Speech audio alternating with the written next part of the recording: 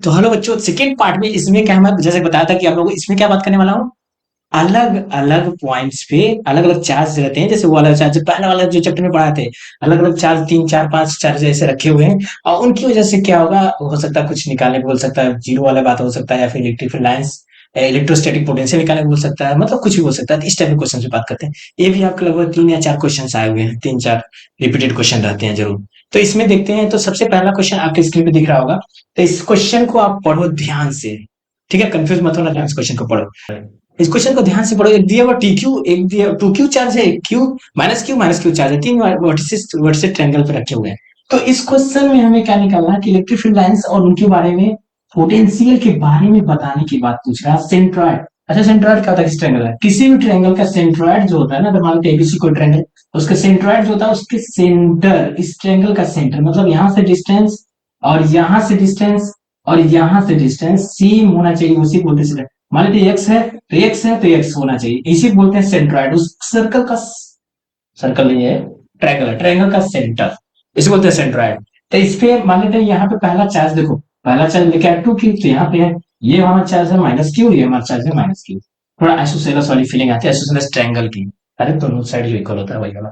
तो यहाँ पे ठीक है, यहाँ पे हम निकालना है कि इलेक्ट्रिक क्या पूछा। देखो बहुत बेहतरीन क्वेश्चन है। इसमें जिस बच्चों को, जिन जिन बच्चों को दिक्कत होता होगा कि भाई इलेक्ट्रिक पोटेंशियल और इलेक्ट्रिक फील्ड में अंतर क्या है, तो यहाँ इस क्वेश्चन से ना अपने को क्लियर कर सकते हो। 2 3 बार लगा लगा के, एक बार नहीं बात करता मैं। तो यहाँ पे देखो इलेक्ट्रिक, अगर पोटेंशियल की बात करें, पोटेंशियल इलेक्ट्रिक फील्ड और पोटेंशियल किसी एक को पकड़ के दें। अगर देखो पोटेंशियल की बात का मैं क्या रूल बताया, वहीं बैठो, डिस्टेंस, डिस्टेंस सबका सेम होगा। अगर ए होगा तो जो भी डिस्टेंस दिया हुआ है देखो उससे मतलब हम नहीं, डायरेक्ट यहाँ निकालते हैं। यहाँ पे निकलना जहां पर पोटेंशियल इलेक्ट्रिक फील्ड है, इलेक्ट्रिक फील्ड निकालते हैं। इलेक्ट्रिक फील्ड निकालने के लिए पी से डिनोट करते हैं। तो इस पे जहां बैठो वहां से उस चार्ज को देखो, टू चार्ज को देखो, टू क्यू चार्ज में डिस्टेंस कितना है, एक्स आ रहा है ना, तो आज फॉर्मूला क्या होता है, टू क्यू के, टू क्यू अपॉन डिस्टेंस क्या होगा, एक्स स्क्वायर, यही होता है ना, याद आया? और बताओ इसमें प्लस माइनस लेते हैं कि नहीं, डायरेक्शन लेते हैं, डायरेक्शन। तो डायरेक्शन किधर आएगा, ये टू क्यू है, प्लस चार्ज है ना ये, तो डायरेक्शन किधर आएगा, इधर आएगा, इधर नीचे की ओर। समझ में आया? ये किसका हो गया, ई की वैल्यू हो गया, ई वन ले लेते हैं इसको। इसकी वजह से इस यहाँ पर इस चार्ज को देखो, इस चार्ज कितना माइनस क्यू है, फिर जाएगा के क्यू अपॉन डिस्टेंस तो सेम रहेगा यहाँ पे भी, एक्स स्क्वायर, ये हो जाएगा ए टू। ठीक है, इसका डायरेक्शन किधर आएगा, ये माइनस चार्ज है ना तो इधर आएगा, माइनस चार्ज है तो इधर आएगा, उसी की तरफ आएगा। क्योंकि एक्चुअल में हम लोग इमेजिन करते हैं कि यहाँ पे प्लस चार्ज है तो उसी से डिनोट करते हैं, प्लस प्लस रिपल करेंगे तो इधर आएगा, ये माइनस चार्ज है तो इधर आएगा। अब जो ई थ्री, इधर क्या हो जाएगा, के क्यू माइनस ही है तो यहाँ पे के क्यू, इसका डायरेक्शन इधर आएगा, वैल्यू तो वही होगा, के क्यू एक्स स्क्वायर। अब देखा जाए इस एक वैल्यू इधर है, ई थ्री ई टू, ये दोनों सेम सेम है, आई किधर है, तो पूरा रिजल्टेंट कितना है, नीचे आ रहा ना, लेकिन कंपोनेंट भी नीचे आएगा। अगर दोनों एक दूसरे को ऐसे खींचते तो मान लेता मैं जीरो होता, बट तीनों एक साथ आ रहा तो यहाँ पे जीरो नहीं होगा। ये श्योर होगा कि इलेक्ट्रिक फील्ड जो होगा वो जीरो नहीं होगा, कुछ ना कुछ वैल्यू होगा, क्योंकि इसका कंपोनेंट इधर लोगे, ये वाले का इसका भी कंपोनेंट इधर लोगे, और ये तो ऑलरेडी नीचे है ही, तो सब कुछ ना कुछ वैल्यू देंगे, जीरो तो नहीं होगा। अब पोटेंशियल की बात कर लेते हैं। तो पोटेंशियल की बात करेंगे, इलेक्ट्रोस्टैटिक पोटेंशियल, थोड़ा सा नाम चेंज है, फील्ड है पोटेंशियल। पोटेंशियल का क्या होगा, पोटेंशियल अगर यहाँ पे भी वही चीज होता है, यहां से देखो इस चार्ज को तो कितना हो जाएगा, टू क्यू के, इसमें प्लस माइनस लेके चलते हैं, तो यहाँ पे प्लस है तो प्लस लेके चलेंगे, डिस्टेंस कितना एक्स है तो एक्स हो जाएगा। समझ में आई बात? अब देखो इसकी वजह से यहाँ पे पोटेंशियल कितना आ जाएगा, माइनस माइनस के क्यू अपॉन डिस्टेंस कितना है एक्स, ये हो गया वी वन। ठीक है, इसकी वजह से पोटेंशियल कितना आ जाएगा, वी टू माइनस के क्यू अपॉन एक्स। समझ में आया? अब पोटेंशियल क्या होता है हमारे पास, पोटेंशियल जो होता है सिंपली हम लोग सबको जोड़ देते हैं, वो वेक्टर वेक्टर वाली बात नहीं होती, इसमें जोड़ देते हैं। देखो ये माइनस टू के क्यू और माइनस के क्यू कितना हो जाएंगे, मिलकर कितना हो जाएगा, माइनस माइनस प्लस हो जाएगा, टू के क्यू हो जाएगा, टू के क्यू इससे कट जाएगा, सीधे जीरो हो जाएंगे, क्योंकि ये टू के क्यू है। अच्छा रुको, तुम लोग थोड़ा कंफ्यूज हो गए हो, क्या कर दिए सर, देखो के टू, टू के क्यू, टू के क्यू है ना अपॉन एक्स है, और ये कितना है, माइनस के क्यू अपॉन एक्स, माइनस के क्यू अपॉन एक्स, यही है ना। अब देखो माइनस के क्यू माइनस टू के क्यू अपॉन एक्स हो जाएगा ना, ये माइनस माइनस प्लस जुड़ जाएगा, टू के क्यू अपॉन एक्स। अब क्या हो जाएंगे, ये फिर भी वही तो बात है, जीरो, तो यहाँ पे पोटेंशियल जीरो होगा और इलेक्ट्रिक लाइन जीरो नहीं होंगी। तो ये काफी बेहतरीन सवाल था आपका कॉन्सेप्ट क्लियर करने के लिए। तो नेक्स्ट क्वेश्चन देखते हैं, नेक्स्ट क्वेश्चन, ठीक है। तो नेक्स्ट क्वेश्चन आपको दिख रहा होगा, इसे ऑलरेडी मैं मतलब प्रीवियस वन चैप्टर में बताया हुआ हूँ, बट फिर भी देख लो, बहुत अच्छे से कॉन्सेप्ट क्लियर होगा कि इलेक्ट्रोस्टैटिक पोटेंशियल क्या होता है, कैसे निकालते हैं इसमें। देखो यहाँ पे एक पॉइंट पे निकालना है, और ये स्क्वायर शेप है, स्क्वायर शेप है तो बताओ सभी डिस्टेंस कितना होगा, 2l ही तो होगा। अगर ये अगर 2l है तो ये भी 2l ही होगा, ये भी सब कुछ डिस्टेंस बराबर होगा। अच्छा ये कितना आधे पॉइंट पे मिड पॉइंट पे है, मिड पॉइंट पे तो कितना होगा, ये वाला जो डिस्टेंस होगा l होगा, यहाँ से भी यहाँ मिलेगा l होगा, क्योंकि दो पूरा मिला 2l है तो l होगा। इस पॉइंट पे जहां जिस पॉइंट पे निकालना है, इसमें डायरेक्शन लेके डायरेक्शन की बात है तो प्लस माइनस लेना पड़ता है, इसमें डायरेक्शन की बात नहीं होती है। तो सबसे पहले इसकी वजह से यहाँ बैठो, यहाँ देखो डिस्टेंस कितना एल है, और हमारे पास फॉर्मूला क्या होता है, के क्यू अपॉन एक्स, जो डिस्टेंस होता है, स्क्वायर स्क्वायर नहीं होता है इसमें। तो यहाँ पे क्या लेगा, के क्यू अपॉन एल, पहला वाला हो गया, सबसे पहला वाला, इसको लेते हैं V1, ठीक है। और देखो इसकी वजह से भी सेम सेम होगा, के क्यू अपन एल ही होगा। देखो ध्यान देखो, के क्यू अपन एल, डिस्टेंस एल है, के क्यू यहाँ बैठ के देख रहे हो तुम, डिस्टेंस एल है, के क्यू अपन एल, यहाँ डायरेक्ट लिख दो 2। अच्छा चलो तुम लोग बुरा मान जाओ, के क्यू अपॉन एल, इसका भी हो गया। इसकी वजह से अब यहीं बैठे रहो, यहाँ से टच से मत हो, नहीं होना पोटेंशियल निकालने के लिए और इलेक्ट्रिक फील्ड भी निकालने के लिए, दोनों चीज करने के लिए यही करना होता है। अब यहाँ से इस चार्ज को देखो, तो इस चार्ज को देखो तो डिस्टेंस तुम्हें ये दिखेगा, प्रॉब्लम है, इस चार्ज को देखो तो डिस्टेंस तुम्हें ये दिखेगा, ठीक है। तो दोनों डिस्टेंस सेम होगा। अब ये डिस्टेंस कैसे निकालेंगे, पाइथागोरस थ्योरम होता है वही, ये 2l है या 90 डिग्री एंगल बनना, जैसे ही तुम्हें कोई भी ट्रायंगल तुम्हें ऐसा दिखे पाइथागोरस टाइप का, तो तुरंत पाइथागोरस थ्योरम लगाने को, ये 2l है, l है, ये डिस्टेंस निकालना हमारे पास। तो तुम देखो निकालने के लिए बहुत शॉर्ट ट्रिक है, इसको 2 मान लो, इसको 1 मान लो, एक l है तो 1 है, तो ये हो जाएगा हमारे पास 1, ये है 2, तो हमारे पास क्या है, ये बेस या फिर परपेंडिकुलर, वही वाला फॉर्मूला लगाएंगे तो क्या आ जाएगा, ये एच स्क्वायर निकालना है तो हमारे पास एच स्क्वायर इक्वल टू क्या आ जाएगा, 2 स्क्वायर प्लस 1 स्क्वायर, ठीक है। तो जगह 4 और प्लस 1 कितना जाएगा 5, और एच स्क्वायर, एच बराबर क्या आ जाएगा, √5, और √5 जैसे ही आ गया, √5 उसका एल लेते आओ, प्रकट करवा लो एल को, √5 एल, ठीक है। तो ये हो गया डिस्टेंस। जैसे डिस्टेंस पता चल गया तो हमारे पास यहाँ से इसकी वजह से पोटेंशियल क्या हो जाएगा, के क्यू, और डिस्टेंस कितना है, √5 एल, मेरे ख्याल से अब हट गया। सेम ये भी होगा तो यहाँ तो लिखने दो कम से कम, जैसे 2 हो जाएगा, यहाँ पे भी वही है, वहां भी वही है, तो दोनों, अब देखो यहाँ पे ये इसके वजह से क्या माइनस है, इसके वजह से क्या माइनस, तो ये माइनस लेंगे, इसके वजह से प्लस है, इसके वजह से प्लस है तो प्लस लेके चलेंगे, तो ये दोनों मिलके कितने हो जाएंगे जी, दोनों को जोड़ दो, जगह 2 के क्यू अपॉन एल, V1 और V2 को जोड़ दिया। अब टोटल पोटेंशियल निकालने के लिए सबको जोड़ना होता है, तो इसको और इसको जोड़ देते हैं, डायरेक्ट मैं करता हूँ डायरेक्ट, तो ये जगह 2 के क्यू अपॉन एल प्लस -2 के क्यू अपॉन √5 एल, ठीक है, एल है। अब यहाँ पे कॉमन क्या ले सकते हो, कॉमन क्या ले सकते हो, 2 के और क्यू, तो 2 के क्यू और एल भी कॉमन ले सकते हो, यहाँ बचेगा क्या 1, और यहाँ बचेगा -1/√5। अब जो ऑप्शन आपको दिख रहा होगा उसको टिक कर सकते हो। तो ये भी देखो काफी इजी सवाल था, और ये एक दो बार प्रैक्टिस कर लो आप लोग, तो मतलब बार बार सवाल को लगा लो तो अभी आइडिया हो जाएगा आपको, कोई भी इस टाइप सवाल आएगा ना इलेक्ट्रोस्टैटिक पोटेंशियल निकालने का तो लगा लो।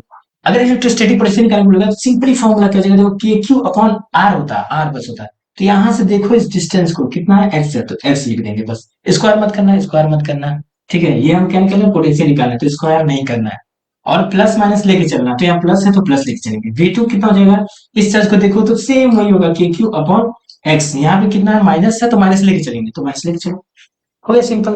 तो मतलब यहाँ पे प्लस माइनस लेके चलना, आज अगर ओवरऑल निकालना होता है, टोटल टोटल निकालना हो, क्या होता है, दोनों को जोड़ लो, तो ये देखो माइनस ये प्लस है, दोनों जोड़ो कितना आ जाएगा, जीरो आ जाएगा, जीरो आ जाता है, इसमें सिंपली जोड़ देता है। अगर इलेक्ट्रिक फील्ड्स बोलता तो इलेक्ट्रिक फील्ड निकालना बोलता तो हमारे पास फॉर्मूला ये नहीं होता, ये होता देखो, के क्यू अपॉन आर स्क्वायर होता है, तो यहाँ पे क्या हो जाता है, एक्स स्क्वायर हो जाता है।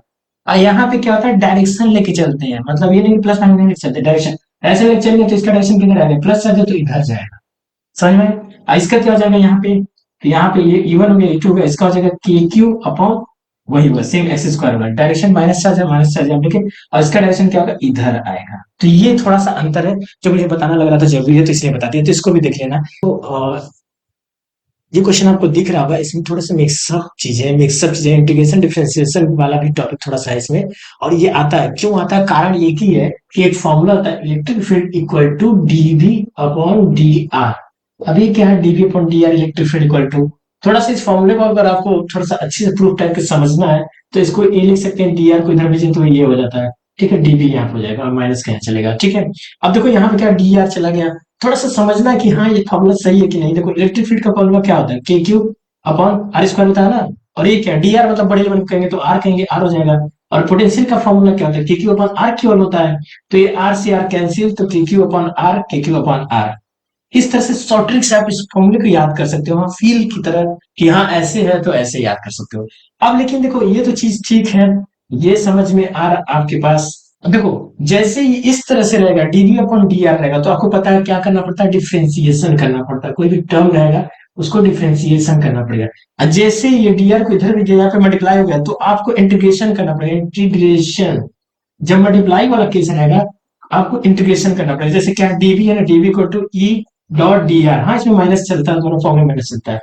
इंटीग्रेशन वाला वही वाला हाल है, ऐसे सांप बनाएंगे, फिर ये भी तक हो जाता है। डी आर ई के टर्म में कोई वैल्यू रहेगा, डी आर के टर्म में उसको रखेंगे तो सॉल्व करेंगे। सपोज करिए यहाँ पे तुरंत मान ही लेते हैं, थोड़ा समझने के लिए ज्यादा कॉम्प्लिकेट ना करें।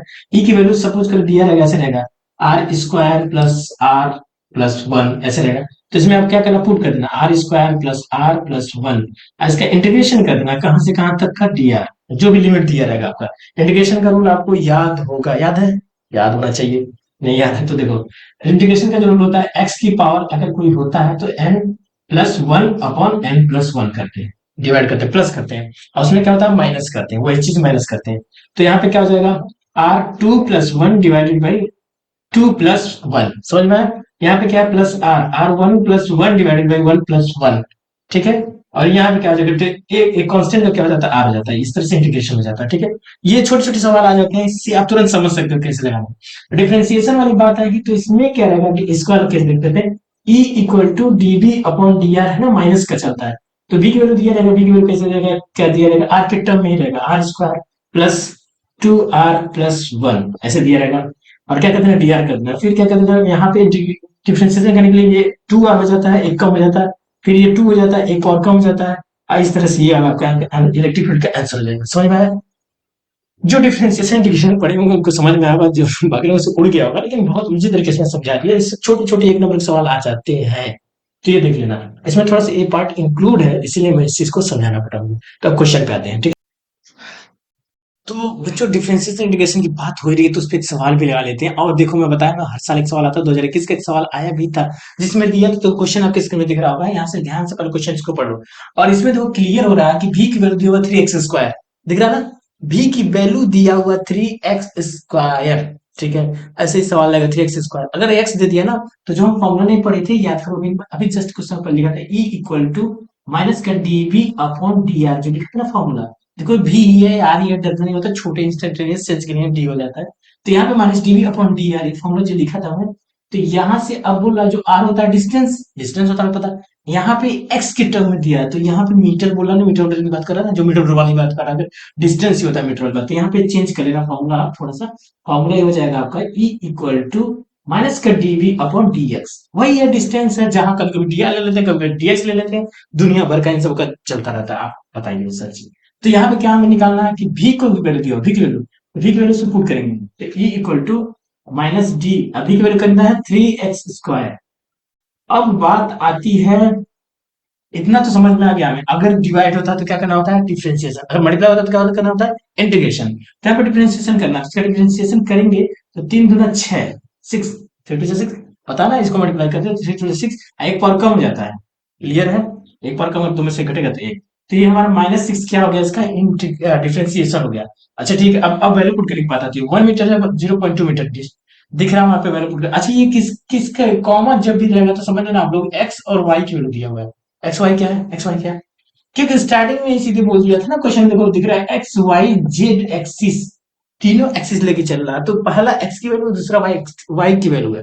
तो अगर हम वैल्यूज को पुट करने जाएंगे तो एक्स की वैल्यू पुट करते हैं, तो एक्स एक्सिस के लिए एक्स की वैल्यू पुट करेंगे तो कितना आंसर आएगा, ई की वैल्यू जो आएगी -6 इंटू एक्स की वैल्यू कितना 1 है, जो कि आ जाएगा -6, ठीक है, -6, ये इलेक्ट्रिक फील्ड आएगा -6। अच्छा ये किधर आएगा, एक्स एक्सिस के अलावा आएगा, एक्स एक्सिस जिसको मतलब आई कैप नहीं बोलते हैं, सब आई कैप वाला है।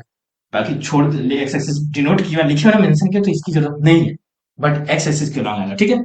और हमारे पास वाई एक्सिस की अगर बात करवाते, अब वाई एक्सिस की जब बात करें तो वाई की वैल्यू पुट करेंगे, ध्यान देना, कॉमा जैसे दे दिया ना समझ लेना, लिमिट नहीं है, वो लिमिट विमिट लगाना होगा, डिफरेंशिएशन का लिमिट विमिट नहीं है, ठीक है। तो ये y की वैल्यू है, तो यहाँ पे y की वैल्यू पुट करेंगे उसी इसी फॉर्मूले में। तो -6 इंटू 0.2 इक्वल टू कितना देगा, 6 दूना 1.2 माइनस का 1.2। ये किस पे आ गया, जे कैप, एक्स एक्सिस का आई कैप होता है, वाई एक्सिस, तो ये आंसर होगा -1.2 और 6 आई कैप।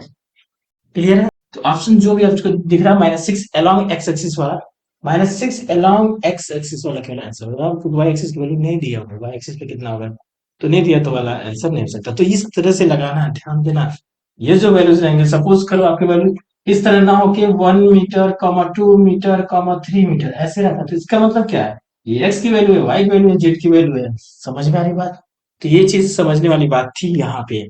वहां पे जैसे ही कॉमा देता है तो आपको क्या समझना है, एक्स की वैल्यू वो है, वाई की वैल्यू दूसरा है, तीसरा जेड की वैल्यू। अगर कॉमा नहीं रहता तो हमें मतलब उसमें लिमिट दिया, समझ लो वहां पे दिया है, तो उस वैल्यूज को पुट करते हैं। ठीक है, मेरे ख्याल से ये तो चीज समझ गए होंगे। अब इस सवाल को 2-3 मिनट लगा लो और देख लो इसी पैटर्न में कोई और सवाल।